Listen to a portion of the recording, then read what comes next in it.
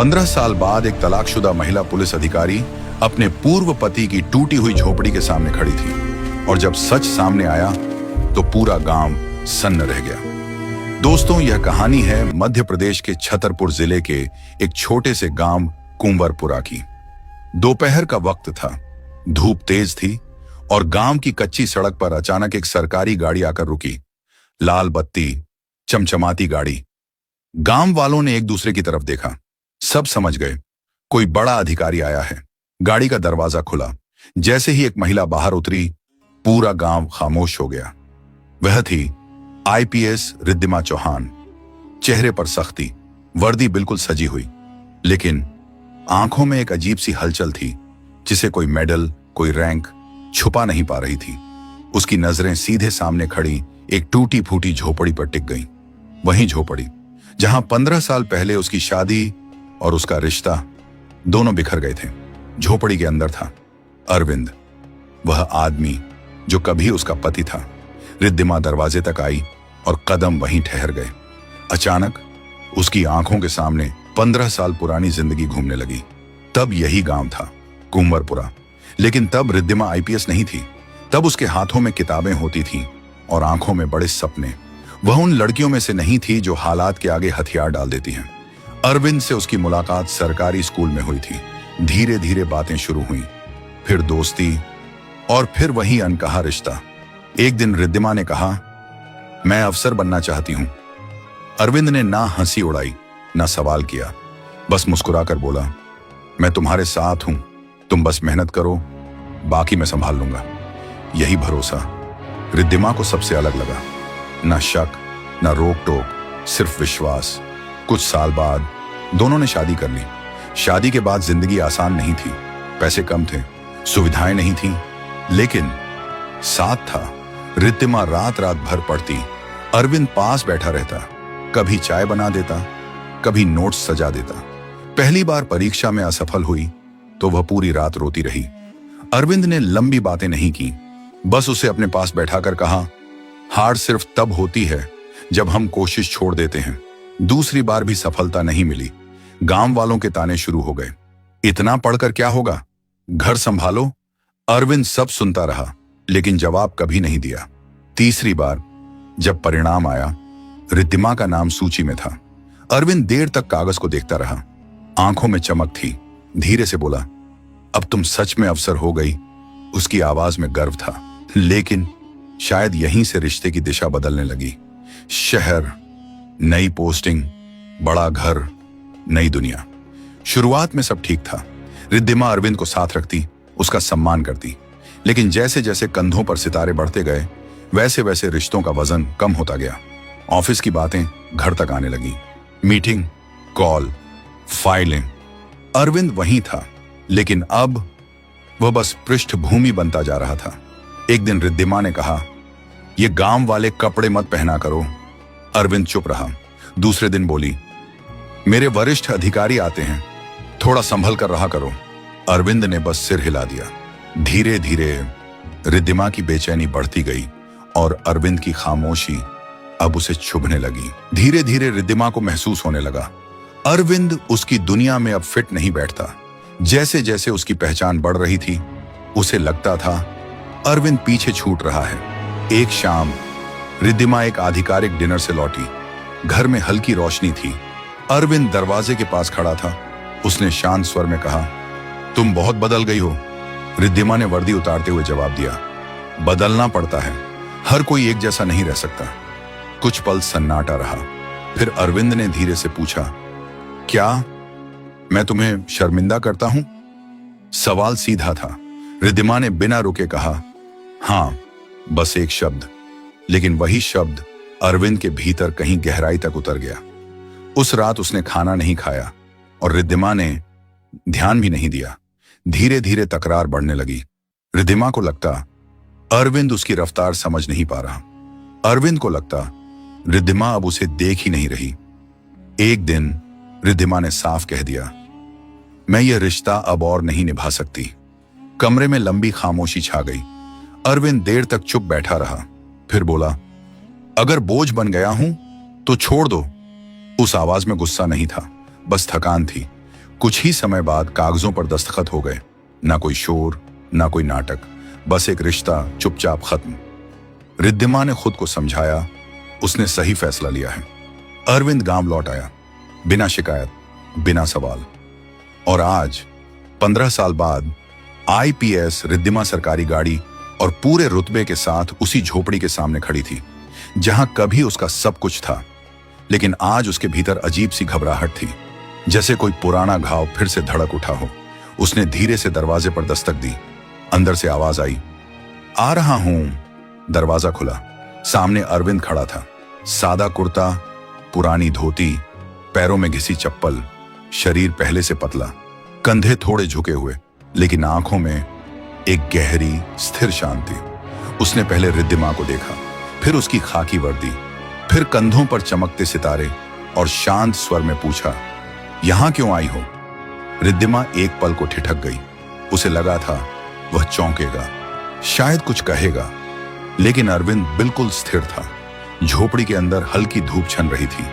मिट्टी का फर्श, एक कोने में पुरानी चारपाई, दीवार से सटी टूटी कुर्सी, सब वैसा ही, पर जैसे समय ने सब छोटा कर दिया हो। बैठिए। अरविंद ने कुर्सी की तरफ इशारा किया। रिद्धिमा पहली बार हिचकिचाई।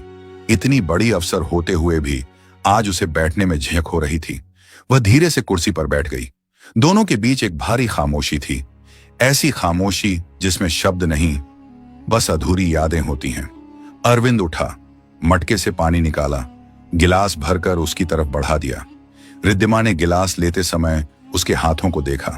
खुरदरे, मेहनत से सख्त, वही हाथ जो कभी उसके सपनों का सहारा थे, आज और भी मजबूत थे, और शायद वह खुद पहले से ज्यादा कमजोर। रिद्धिमा ने धीरे से पानी पिया। अरविंद की आवाज आई, आप यहां किस लिए आई हैं? रिद्धिमा के हाथ ठिठक गए। यह पहली बार था जब उसने उसे तुम नहीं, आप कहा। एक शब्द, लेकिन वही दूरी बन गया। वह कुछ कहना चाहती थी, पर शब्द साथ नहीं दे रहे थे। एक आईपीएस अधिकारी पूछताछ में कभी नहीं अटकती, लेकिन आज वह खुद कटघरे में थी। अरविंद ने सहज स्वर में कहा, अगर कोई प्रशासनिक काम है तो बताइए, मैं सहयोग कर दूंगा। कोई ताना नहीं, कोई शिकायत नहीं, बस औपचारिकता। रिद्धिमा ने पहली बार महसूस किया वह टूटा नहीं था, वह भावनाओं से आगे निकल चुका था। तभी बाहर से एक बुजुर्ग महिला आगे आई, चेहरे पर उम्र की लकीरें, लेकिन निगाहों में साफ सच्चाई। मैडम, उन्होंने कहा, अंदर दम घुटेगा, बात बाहर कर लें। रिद्धिमा बाहर आई। गांव के लोग इकट्ठा थे, लेकिन कोई शोर नहीं, सिर्फ ठहरी हुई नजरें। बुजुर्ग महिला बोली, 15 साल बहुत होते हैं मैडम। रिद्धिमा ने धीरे से पूछा, सब ठीक तो है? महिला ने गहरी सांस ली। ठीक तब होता जब अरविंद अपनी बात कह पाता। रिद्धिमा चौंकी। क्या मतलब? भीड़ में से एक आदमी बोला, तलाक के बाद वह शहर गया था काम ढूंढने। दूसरा बोला, लेकिन हर जगह लोग पहचान लेते थे, कहते बड़ी अफसर का पति और मजदूरी। कुछ हंसी उड़ाते, कुछ ताने कसते। रिद्धिमा की सांस भारी हो गई। बुजुर्ग महिला ने आगे कहा, लेकिन उसने कभी आपका नाम खराब नहीं होने दिया, हमेशा यही कहता, शायद कमी मुझ में ही रही होगी। रिद्धिमा की आंखें भर आईं। एक युवक बोला, एक बार झूठी शिकायत में उसे थाने भी बुलाया गया था। रिद्धिमा सिहर गई। क्यों? लोगों ने अफवाह फैला दी थी कि वो आपके नाम का फायदा उठाता है। भीड़ में हलचल हुई, लेकिन उसने वहीं कहा, मेरा नाम जोड़ो, उनका नहीं, वो अब मेरी जिम्मेदारी नहीं है। हर वाक्य जैसे रिद्धिमा के भीतर उतरता जा रहा था। बुजुर्ग महिला ने धीमे लेकिन साफ स्वर में कहा, मैडम, इंसान जब बार बार हंसी का पात्र बनता है तो बोलना छोड़ देता है। अरविंद अब इसलिए कम बोलता है क्योंकि उसकी आवाज पर लोगों ने सवाल खड़े किए थे। रिद्धिमा धीरे से पीछे मुड़ी। अरविंद झोपड़ी के दरवाजे पर खड़ा था, शांत, स्थिर, जैसे यह कहानी उससे जुड़ी ही ना हो। रिद्धिमा की आवाज कांपी, तुमने मुझे कभी बताया क्यों नहीं? इस बार अरविंद ने सीधा उसकी आंखों में देखा और शांत स्वर में कहा, आपने कभी जानना चाहा ही नहीं। वह वाक्य रिद्धिमा को भीतर तक हिला गया। अब उसे समझ आ रहा था, यह सिर्फ तलाक नहीं था, यह एक आदमी की चुपचाप सहली गई बेइज्जती थी। और शायद यह कहानी अभी पूरी नहीं हुई थी, क्योंकि कुछ सच ऐसे होते हैं जो देर से सामने आते हैं लेकिन सब कुछ बदल देते हैं। बुजुर्ग महिला धीरे से बोली, मैडम, जो आपने अभी तक सुना वह पूरा सच नहीं है। रिद्धिमा का दिल एक पल के लिए रुक सा गया। बुजुर्ग महिला ने आगे कहा, एक बात है जो अरविंद ने हमें बहुत देर से बताई थी। भीड़ में खड़े एक बुजुर्ग आगे आए, सफेद बाल, कांपते हाथ। मेरा नाम शंकर दास है, उन्होंने कहा। उन्होंने एक बार रिद्धिमा की वर्दी देखी, फिर आसमान की तरफ देखा और कहना शुरू किया। शादी टूटने के करीब 6 महीने बाद एक रात अरविंद गांव लौटा था। रिद्धिमा की सांसें तेज हो गईं। उसके चेहरे पर चोट थी। बुजुर्ग बोले। रिद्धिमा चौंकी। कैसी चोट? एक जमीन के कारोबारी ने झूठा केस लगा दिया था। भीड़ में हलचल नहीं थी, सिर्फ सुनने की खामोशी थी। बुजुर्ग आगे बोले, उसने कहा था अरविंद आईपीएस अफसर की पत्नी का नाम लेकर धमका रहा है। रिद्धिमा की आंखें फैल गईं। थाने में उसे घंटों बैठाए रखा गया। किसी ने सलाह दी थी, बस एक बार अफसर पत्नी से बात कर लो, मामला तुरंत खत्म हो जाएगा। बुजुर्ग ने लंबी सांस ली, लेकिन अरविंद ने साफ मना कर दिया। उसने कहा, उसका नाम मत लो, वह अब मेरी जिंदगी का हिस्सा नहीं है। रिद्धिमा की नजरें जमीन पर झुक गईं। बुजुर्ग महिला बोली, मैडम, उस रात वह आपसे मदद मांग सकता था, लेकिन उसने नहीं मांगी क्योंकि उसे डर था अगर उसके कारण आपकी इज्जत पर सवाल उठा तो वह खुद को कभी माफ नहीं कर पाएगा। रिद्धिमा की आंखों से आंसू बहने लगे। उसे पहली बार समझ आया, वह जिस आदमी को कमजोर समझ रही थी वह असल में सबसे ज्यादा मजबूत था। बुजुर्ग महिला की आवाज भारी हो गई। मैडम, अरविंद ने दूरी नफरत से नहीं बनाई, उसने दूरी इसलिए बनाई ताकि आपकी पहचान उसके हालात से छोटी ना लगे। पूरा गांव खामोश था। रिद्धिमा को लगा जैसे जमीन उसके पैरों के नीचे से खिसक रही हो। दोपहर का सूरज धीरे धीरे ढलने लगा था। रिद्धिमा ने अरविंद की तरफ देखा, फिर नजरें झुका लीं। अब आप जा सकती हैं, अरविंद ने कहा। यह आदेश नहीं था, यह एक दरवाजा बंद करने जैसा था। मैं मदद करना चाहती हूं, रिद्धिमा ने धीरे से कहा। उसकी आवाज में अफसर का रुतबा नहीं था, बस एक इंसान की कोशिश थी। अरविंद हल्का सा मुस्कुराया। घर, काम, इलाज, जो भी चाहिए मैं दे सकती हूं, रिद्धिमा ने कहा। अरविंद ने हाथ उठाकर उसे रोक दिया। आप बहुत बड़ी अफसर हैं, उसने शांत स्वर में कहा। आपके पास बहुत कुछ है, लेकिन जो आप मुझे देना चाहती हैं वह मेरे पास पहले से था। रिद्धिमा को समझ नहीं आया। मैं माफी मांगने आई हूं, उसकी आवाज टूट गई। मुझसे बहुत बड़ी गलती हो गई, मैं चाहती हूं तुम ठीक रहो। अरविंद ने उसे देखा, सीधी लंबी नजर से। मैं ठीक हूं, उसने कहा। आपको बस यह समझने में देर हो गई। रिद्धिमा ने जेब से एक कागज निकाला, सरकारी लेटर हेड। ये देखो, उसने कहा, शहर में तुम्हारे लिए काम का प्रस्ताव है। अरविंद ने कागज की तरफ देखा भी नहीं। क्यों? रिद्धिमा की आवाज भर्रा गई। अरविंद ने कहा, मैं अब किसी का एहसान लेकर खुद से दोबारा समझौता नहीं करना चाहता। उसकी आवाज पहली बार भारी हो गई। जब मैंने आपसे कुछ नहीं मांगा था तब आप अफसर बनकर चली गई थी। अब जब आप अफसर बनकर लौटी हैं तो मैं कैसे मांग लूं? गांव में सन्नाटा था। हर कोई सुन रहा था, हर कोई समझ रहा था। रिद्धिमा के हाथ से कागज धीरे धीरे नीचे गिर गया। उसे अचानक एहसास हुआ, पद, ताकत, रुतबा, सब होते हुए भी वह अंदर से खाली थी। उसने आंखें बंद कर ली। कुछ टूट रहा था भीतर। मैं सब कुछ वापस नहीं ला सकती, उसने कहा, लेकिन अगर मेरी वजह से तुम्हें कभी दर्द मिला तो मैं उसका बोझ जिंदगी भर उठाना चाहती हूं। अरविंद ने गहरी सांस ली। दर्द सबको मिलता है, उसने कहा।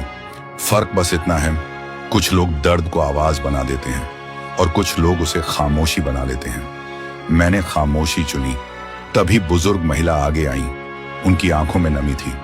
मैडम, अरविंद ने कभी शिकायत नहीं की, लेकिन इस गांव को पता है वह कैसे खुद को संभालता रहा है।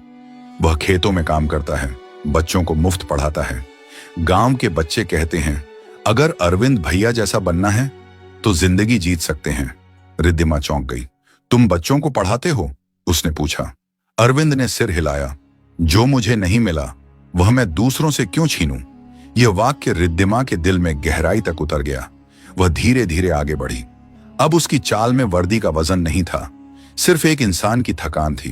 अरविंद, उसने कहा, अगर तुम चाहो तो मैं यह गांव छोड़कर चली जाऊंगी। मैं तुम्हारी शांति में दखल नहीं देना चाहती। फिर उसने पूछा, क्या तुम्हारे दिल में मेरे लिए नफरत है? गांव वाले भी रुक गए। अरविंद कुछ पल चुप रहा, फिर बोला, अगर नफरत होती तो आप यहां खड़ी नहीं होती। नफरत इंसान को कठोर बना देती है। मैं कठोर नहीं हुआ, बस शांत हो गया। रिद्धिमा की आंखों से आंसू बहने लगे। उसे आज पहली बार समझ आया, माफी मांगना आसान होता है, लेकिन माफी के काबिल बनना मुश्किल होता है। उसने गांव वालों की तरफ देखा। अगर आपको मंजूर हो, उसने कहा, तो मैं एक काम करना चाहती हूं। किसी एहसान के लिए नहीं, किसी नाम के लिए नहीं, सिर्फ इंसानियत के लिए। भीड़ में से आवाज आई, बिटिया, कैसा काम करना चाहती हो? रिद्धिमा ने धीमे स्वर में कहा, मैं चाहती हूं इस गांव में एक कौशल केंद्र बने। लोग एक दूसरे को देखने लगे। जहां बच्चे ही नहीं, गांव के युवा भी कुछ सीख सकें। सिलाई, कंप्यूटर, खेती की नई तकनीक, ताकि उन्हें शहर भागने की जरूरत न पड़े। अरविंद ने ध्यान से उसकी बात सुनी। और उसे मैं संभालूं? उसने पूछा। हाँ, रिद्धिमा बोली, न मेरे नाम से न किसी अफसर के नाम से, बस कुंवरपुरा कौशल केंद्र, जहां मेहनत ही पहचान हो। गांव में पहली बार उम्मीद की हल्की लहर दौड़ी। अरविंद ने शांत स्वर में कहा, अगर मैं मना कर दूं तो? रिद्धिमा ने सिर झुका लिया। तो मैं बिना कुछ कहे चली जाऊंगी, ये मेरा प्रायश्चित होगा। कुछ पल की चुप्पी के बाद अरविंद बोला, मैं यह जिम्मेदारी लूंगा। फिर ठहर कर कहा, आपकी वजह से नहीं, इन लोगों की वजह से। रिद्धिमा ने धीमे से सिर हिलाया। उसके चेहरे पर पहली बार हल्की सी राहत दिखाई दी।